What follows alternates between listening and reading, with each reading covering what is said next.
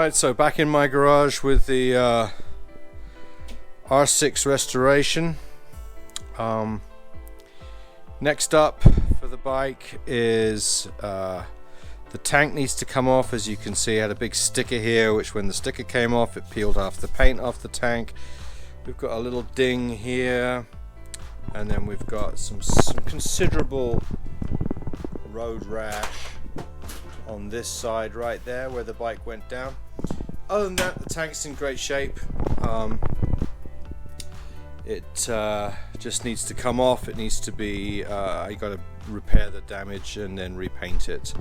The whole bike is I'm planning on white fairings, white and black. So tank needs to be white to match the fairings. New air filter needs to go in. I purchased a new high flow K&N, so that's going to be going in. And while I've got the tank off and the air box off, I'm going to do the spark plugs. I'm at 20. What's the mileage on this thing? I don't even know what the mileage is. Switch the ignition on. The mileage is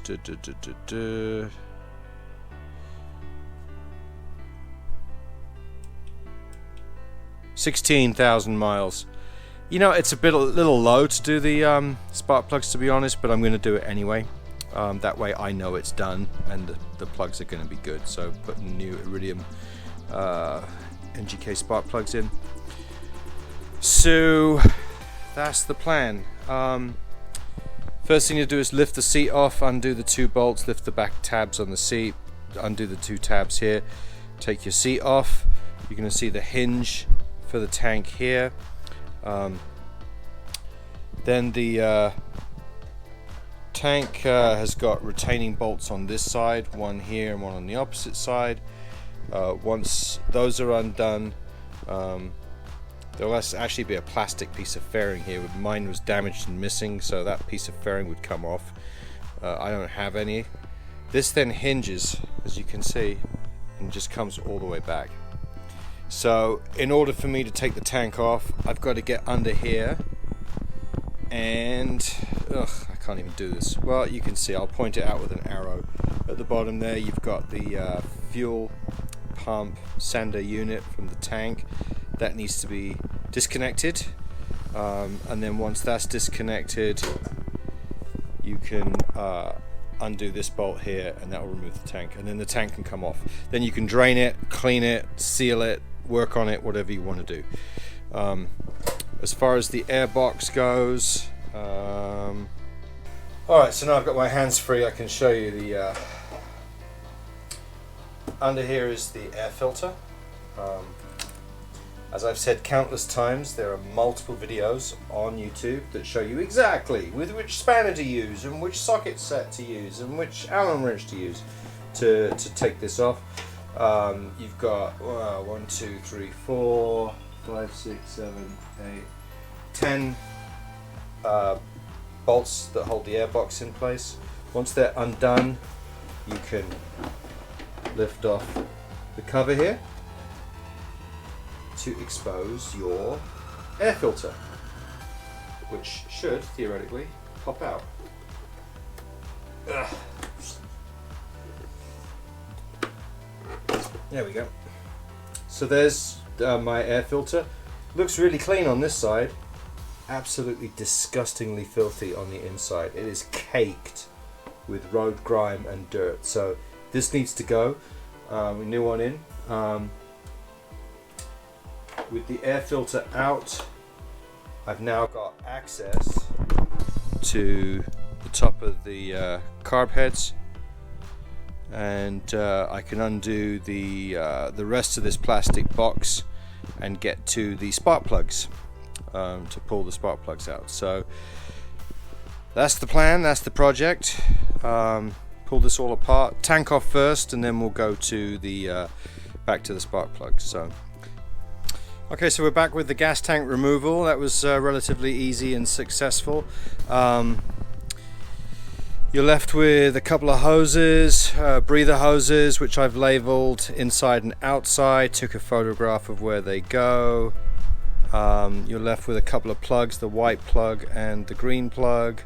If you're not sure, label them, take a picture, and then you're left with this one, which you've got to squeeze the two little tabs on either side and slowly pull it away very gently, or you're going to break the plastic, the white plastic fuel. So this is where the fuel comes out of the tank and goes to this, and then goes to the carbs in the airbox. Bolt came out easily here.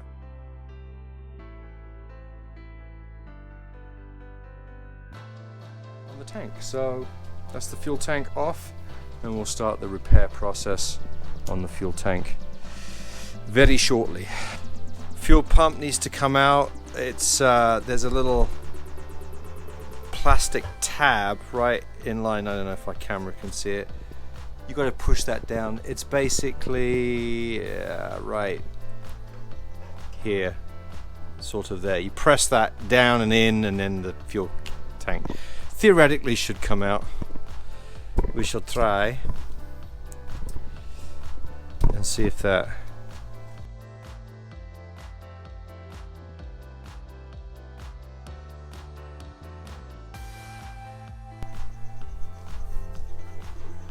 Into my basin.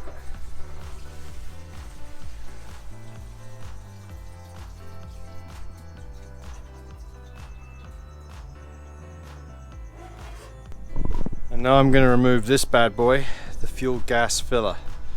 I don't want to repaint the tank and fix everything with this in place, so this needs to come off. This is just Allen keys to unscrew that and take it off, and then we'll have a bare bones tank. So here's the looks like somebody put in a new gas tank, and the key is different from the ignition, so obviously it's a new one. But look at that nasty corrosion here. Rust, rust, rust, and more rust. Get a flashlight in here, and you can see a good amount of rust on the inside of the tank there.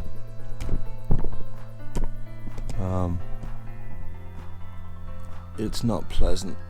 The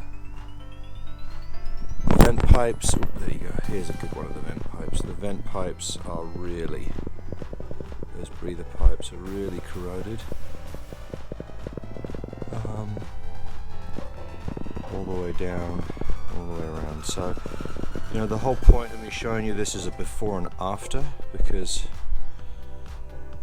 I was actually considering sending this out to a shop to have it professionally bead blasted, sandblasted, but good old YouTube comes to the rescue, and there are so many different methods to get rid of this surface rust. And you know, to be honest, it's not horrible, but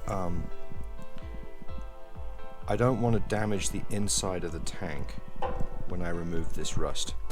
So my plan is to use the electrolysis method.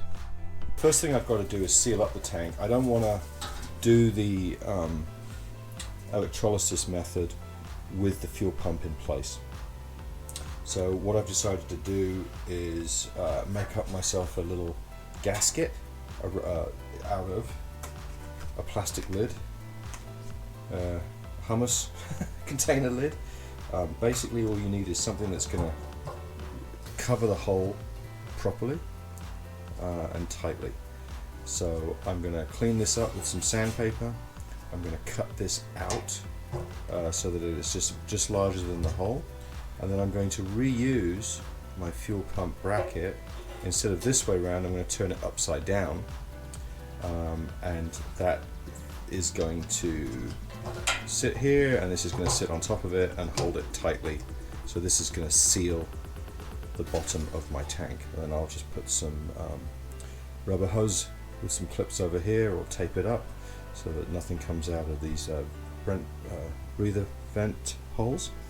And then what I'll be able to do is then sit the tank like so, sealed at the bottom with no leaks, fill it all the way up, run my electrolysis method with my sacrificial anode in here, and fingers crossed get rid of all this nasty rust. And then I can start the once the rust is out, I can seal the tank with the Pour 15 and then start working on the bodywork and get this back to its original glory.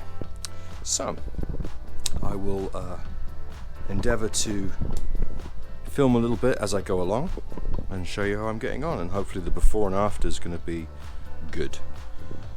As always, thanks again for watching.